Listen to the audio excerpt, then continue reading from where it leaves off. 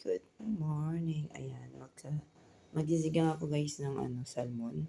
Dito sa ibang bansa, hindi na kailangang nasusundot yung mga recado at ingredients natin at way ng cooking. So ako, diretsuhan na po tayo magluto. Sasabay ko ng pakukuloyin yung bawang sibuyas, kamatis, isda, tsaka may luya. Takpan natin para kumulo na.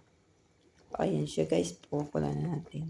Actually, yung tamang process talaga or para ng pagluluto ng sinigang, pakukulan muna yung mga rekado sa tubig bago ilagay si isda. Since OFW tayo, nagbabudget ng oras, sinabay-sabay ko na.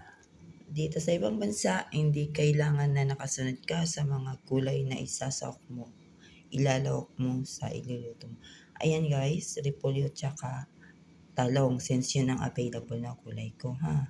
Walang kangkong, walang okra, etc. Puno na naman yung kaldero ko guys. Yummy na siya, yummy. Okay guys, it's done. Takpan ko lang sa may ng apoy para maluto yung repolyo. Today video, sinigang na ano daw, salmon. Bye!